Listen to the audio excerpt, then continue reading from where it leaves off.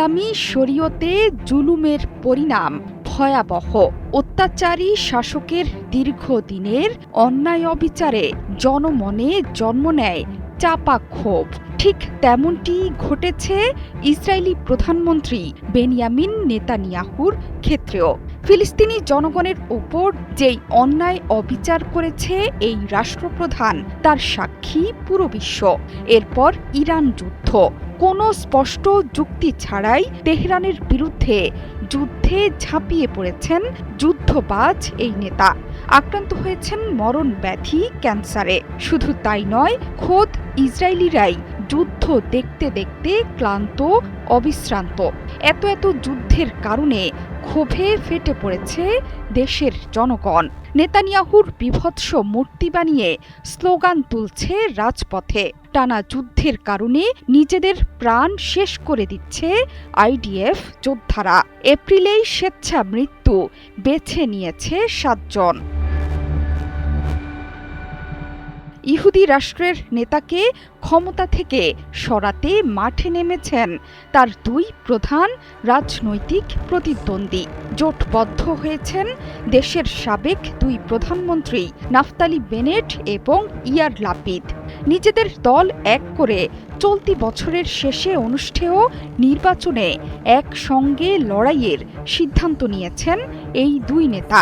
রোববার এক যৌথ বিবৃতিতে এই ঘোষণা দিয়েছেন কট্টরপন্থী বেনেট ও মধ্যপন্থী লাপিদ।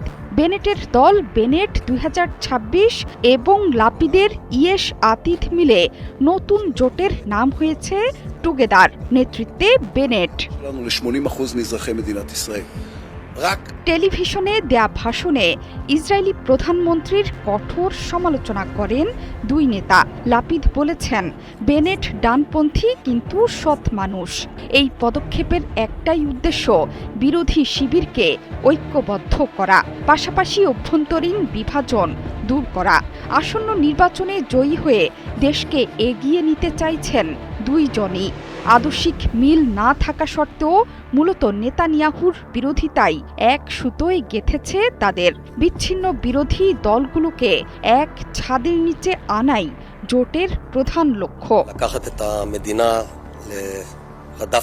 এর আগেও হাত মিলিয়েছিলেন বেনেট এবং লাপিদ।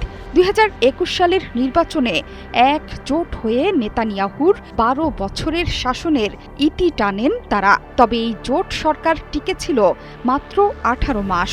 এর আগেও ২০১৩ সালে জোট করে নেতানিয়াহুর সরকারে ঢুকে পড়েন তারা। ২০২৩ সালের অক্টোবরে হামলার পর পাল্টে যায় দৃশ্যপট। ওই হামলার জবাবে শুরু হয় ফিলিস্তিন যুদ্ধ। গাজায় আগ্রাসন, ইরান যুদ্ধের কারণে নিজ দেশেই পুরোদস্তুর ভাবমূর্তি ধসে পড়েছে নেতানিয়াহুর। জনমত জরিপে আসছে ২৬ সালের নির্বাচনে হারতে চলেছেন বেনিয়ামিন নেতানিয়াহু।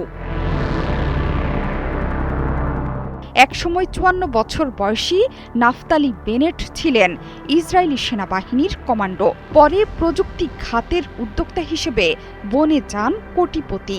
নেতানিয়াহুর বিরুদ্ধে প্রধান প্রতিদ্বন্দ্বী হিসেবে বেনেটকেই সবচেয়ে এগিয়ে রেখেছে সাম্প্রতিক জনমত জরিপ। জোহরা চৌধুরী সেতু, ৭১।